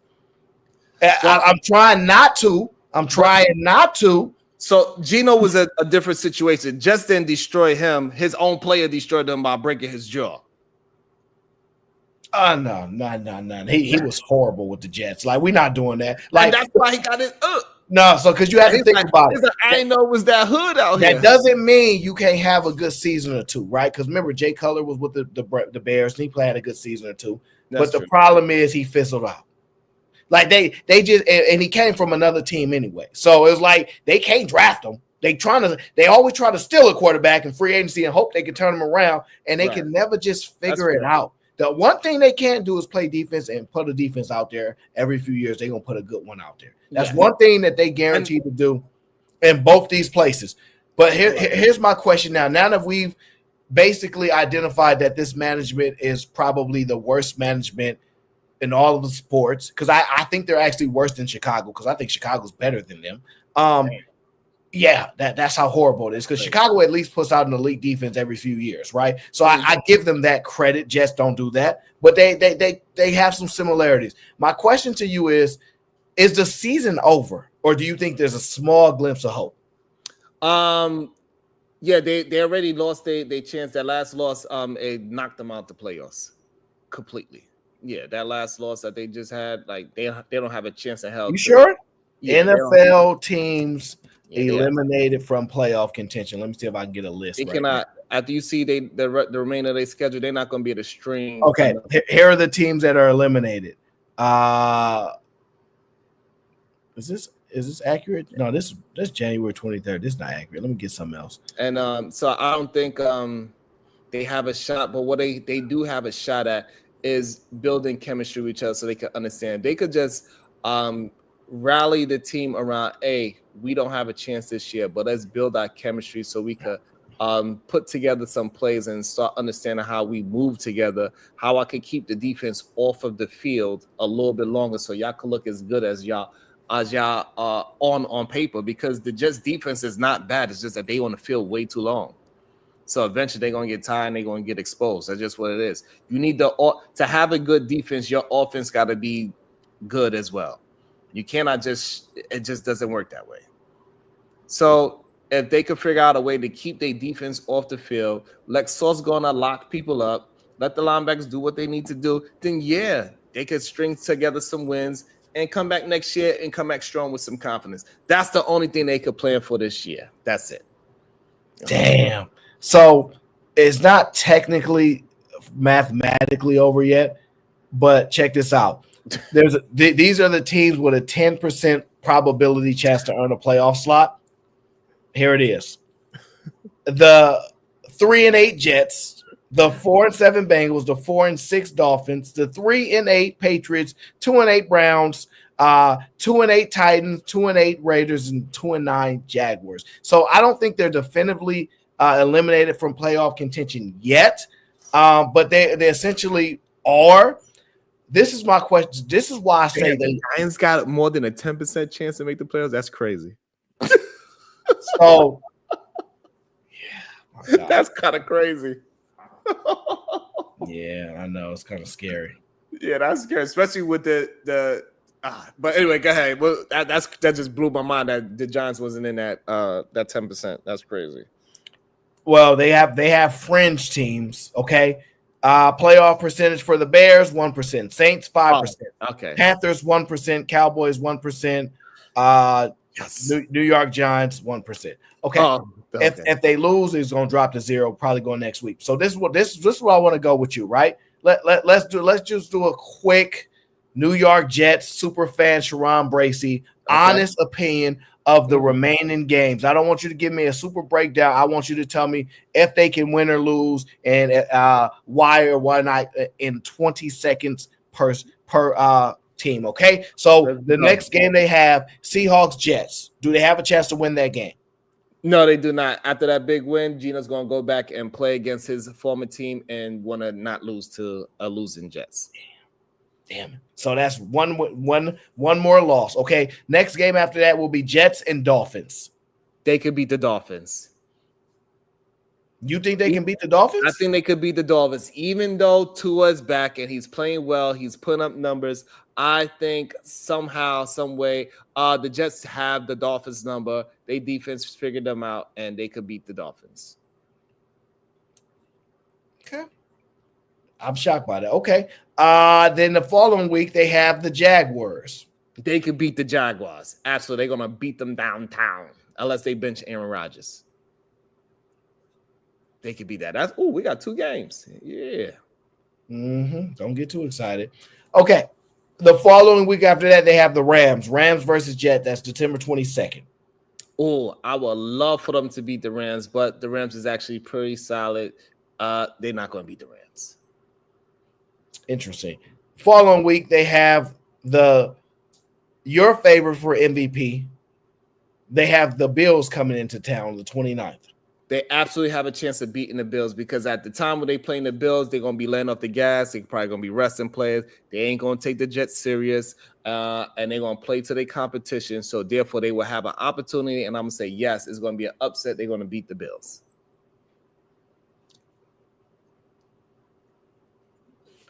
Okay. And yeah, that's 4 out of 2. And then they end the season against the Miami Dolphins. Ooh, and then we're going to have a chance and we're going to take it into our own hands. And it's going to be that if we beat them, and then we're going to need some other teams to lose for us to get in. And then we're going to put our playoff life in other people's hands. And yes, we're going to beat the Dolphins to have an opportunity, that 10% chance. And we're going to need whatever other teams to lose. Probably the Patriots, we're going to need them to lose a game at that same last week. And yep, we're gonna win 5 out of the next 7 games. This is disgusting. Let's go, Jets. Disgusting. Jets, Jets.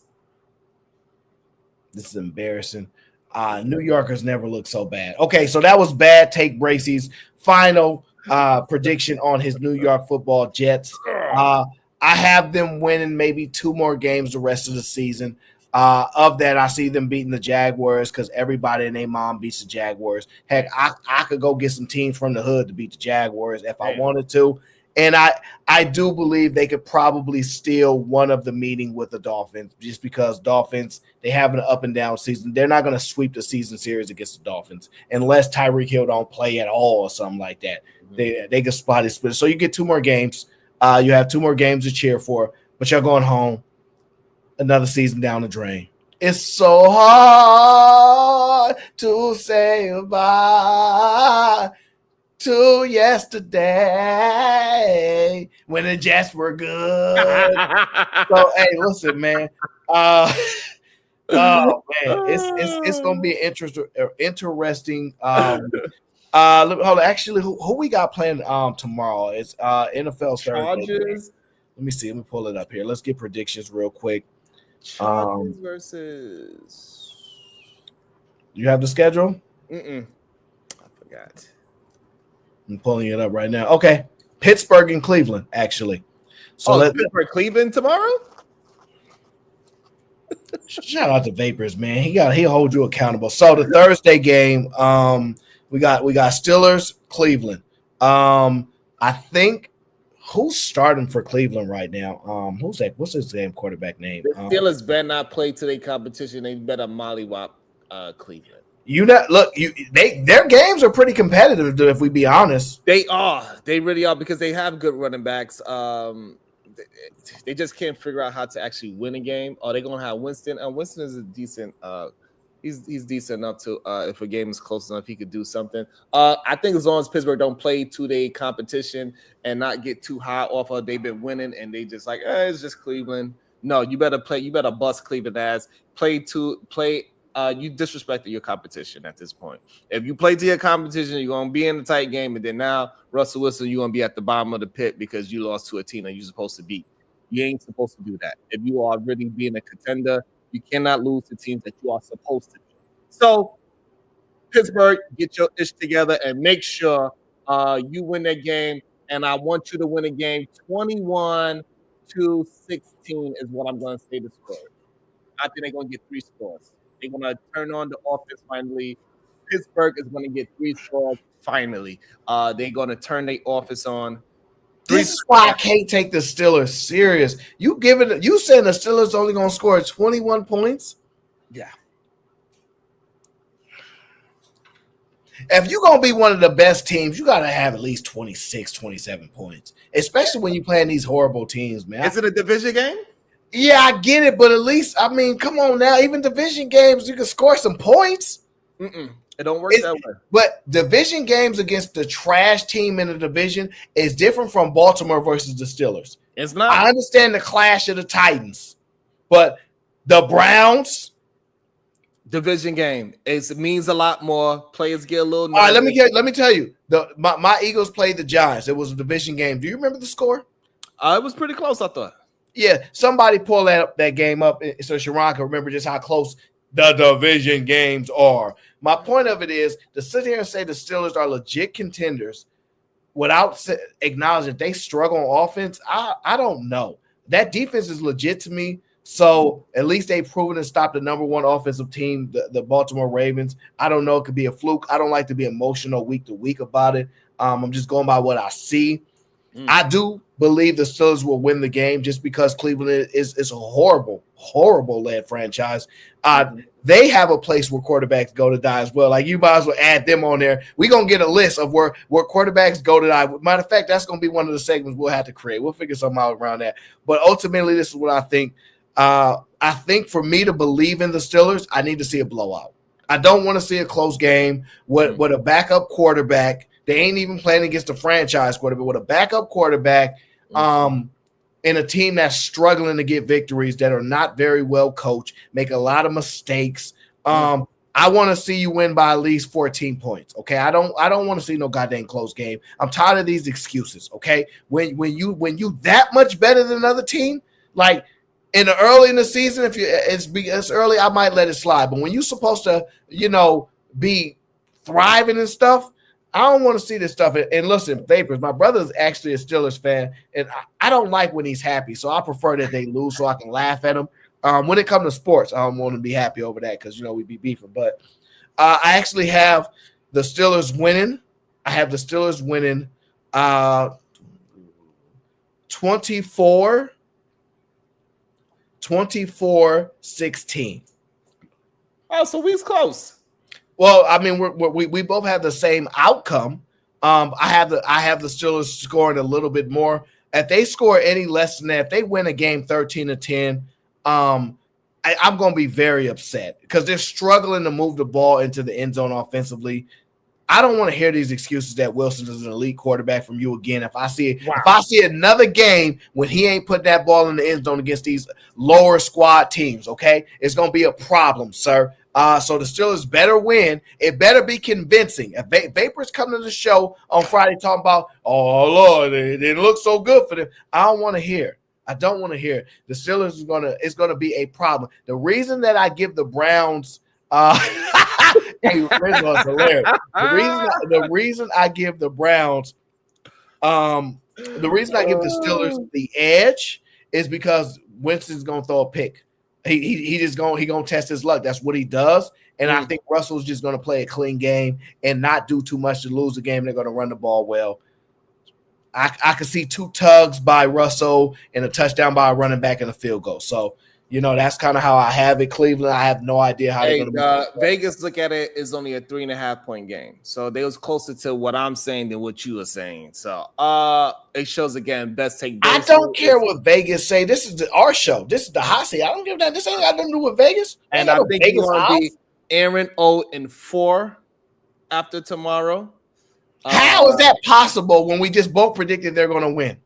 Because now when we're going deep dive, we're going to have to go by the point spread too. You ain't got no point spreads right there if you really want to deep dive, because your calls have just been the winning of the games. Your actual points that you pick for the teams to win have not been the best Bracey's pick, sir. It was like a 0.5 point off.